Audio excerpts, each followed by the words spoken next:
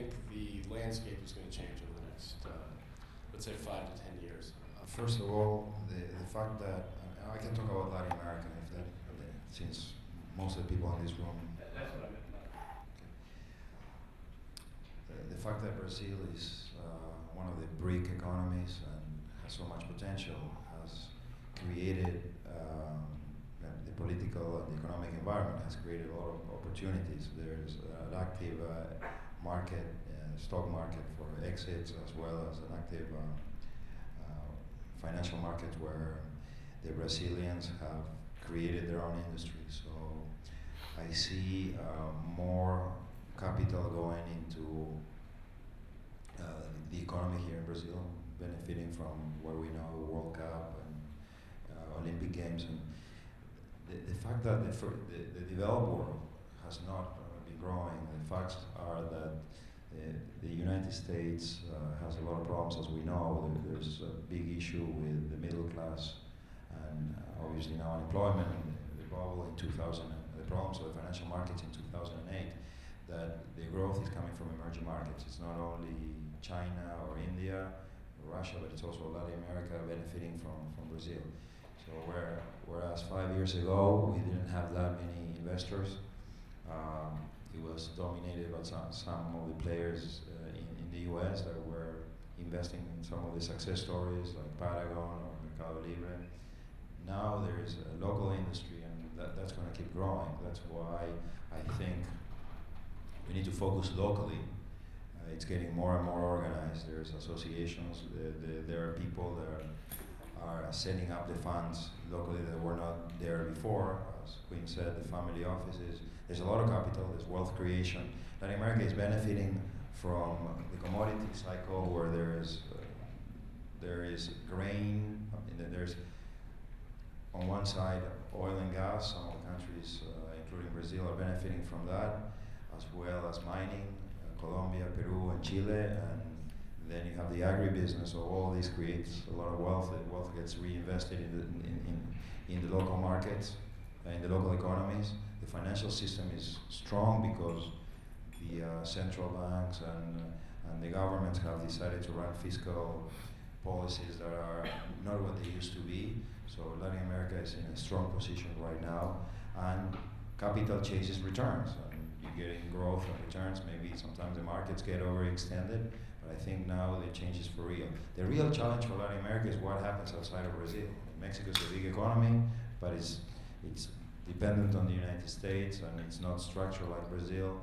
We know what's going on with Argentina, where there's a lot of problems. Chile is a small market, so everything's focused here in Brazil. And the question is, do you come to Brazil and the Brazilian companies expand? The venture capitalists will tell the Brazilian companies, this market is so big, don't go anywhere else, just do it here. So what I see is a big divide between Brazil and the rest. And the capital will come to Brazil, and it will go to the other countries, but not in the same volumes. What would you recommend to someone considering investing in, maybe not Venezuela, but the region in general?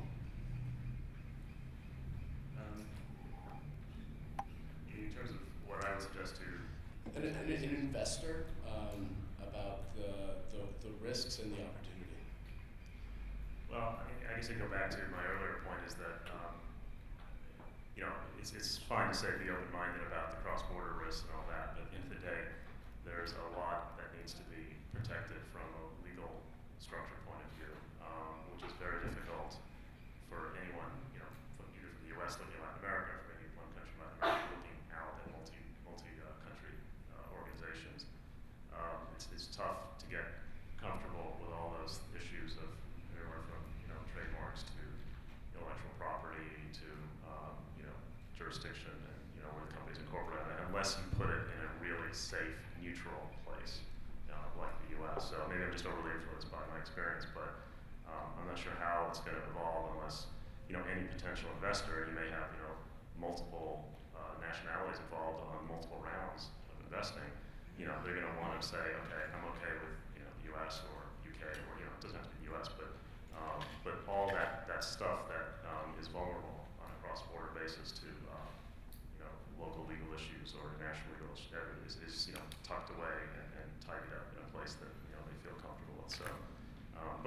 that's the case, then I think that people are going to be more open-minded. I was going to make just one other quick point though in terms of the original question. In terms of the evolution of the model that that I've sort of witnessed happening of family office or family-controlled companies in Latin America looking at VC opportunities. I think it's going to happen not so much at the very top tier in countries like Brazil and Peru. In other words, the top tier of families, already control their billion-dollar companies. You're not going to get them excited no matter how good your company is and how synergistic potentially it is with their businesses if you're not moving the needle for them, right? Even if you got a $5 million company that's going to be $50 million next year, well, that's not going to make that's an exaggeration, but $50 million in the next couple of years, it may not get some of these people excited, but the next tier down, the people that are controlling $100 million companies, $500 million companies, whatever, but in that range, I think you're going to be the ones that are most intrigued, right, by some of these opportunities because they've got a lot of wealth probably offshore. They're thinking of repatriating it. They like to invest more in their home countries, but have been looking for the right opportunity. If it ties into their existing business, so much the better. And in that respect, endeavors push more into the interior. A lot of countries, the secondary cities, ties in very nicely to that because that's where you're going to be able to make connections with families and family-owned businesses that aren't just the top 10 that are in the capital cities or even Rio. So I think that's an interesting development over the next few years potentially for Endeavor's role. And Michael, what is your magic 8-ball say about Latin America early growth stage investing? I think part of it has to do with the development of ecosystems, and we're seeing that there's governments all around the world trying to replicate the Silicon Valley model, for instance, and we know that you just can't throw money and create a magical ecosystem all at once. So there's a time factor to it. So we're gonna have to go through and see successes and failures, and the failures create entrepreneurs who have learned lessons, and then we have successful entrepreneurs who start becoming angel investors. And I'm expecting that Daniel Heisey is going to continue to be making investments, and I know some of the stuff he's done with Grupo Direct and Direct Labs, for instance, is basically working as an early stage VC, two of the guys he picked up there. So that's part of the ecosystem emerging, people being successful and putting money back into that. I think another area that needs to be addressed somewhat is intellectual property here in Brazil. I think there's just a ton of opportunity and a ton of really interesting stuff.